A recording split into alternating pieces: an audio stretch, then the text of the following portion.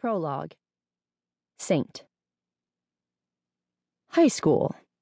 Not the best years of my life. There's a moment in every person's life, a point in time that will alter the course they are on, the path they are traveling forever. The night of Ashley Maxwell's birthday party my senior year in high school was mine. I wasn't the type of teenager that went to wild parties. I didn't drink and didn't mess around with drugs and boys, so really there was no point in me going. I was also painfully shy, overweight, and awkward in my own skin that tended toward ugly breakouts and flushed bright red whenever anyone tried to engage me in conversation.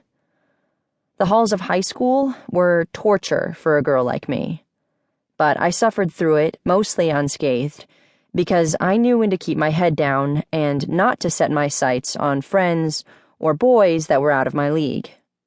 At least I did until senior year, when my locker ended up right next to Nash Donovan's. For the first few weeks of school, I kept to myself and ignored him, just like I did with all the popular kids and beautiful people.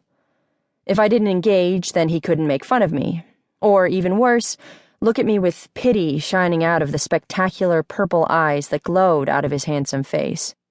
It worked until the day I dropped a calculus book on his foot and he picked it up to hand it to me.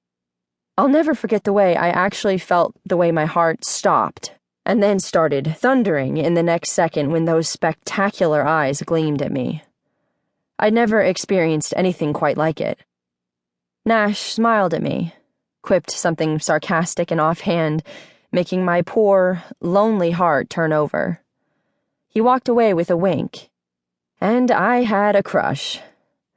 A consuming, engulfing crush that built day after day, because after that embarrassing incident, Nash went out of his way to say hello when we were by our lockers, and he always walked away with a smile or a nod.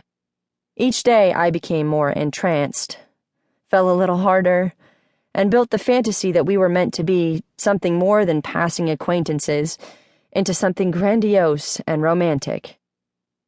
I was a smart girl, so I knew my affection was one-sided, but he seemed nice, charming, and it made me feel warm on the inside that he never teased me, or made me feel bad about my weight or looks like so many of my peers did on a regular basis. Our simple interaction was good for my self-esteem. Good for making me feel more like the rest of the teenage girls prowling the halls that swooned over him and his group of troublemaking friends. I had even worked up enough courage after a month or so to return his hellos without my fair skin bursting into flames. I didn't stammer or clam up when he spoke to me anymore, and occasionally I even managed to eke out a return smile. I was pretty proud of myself. So when he asked me one Friday if I was planning on going to Ashley Maxwell's party, I had been equal parts stunned and thrilled.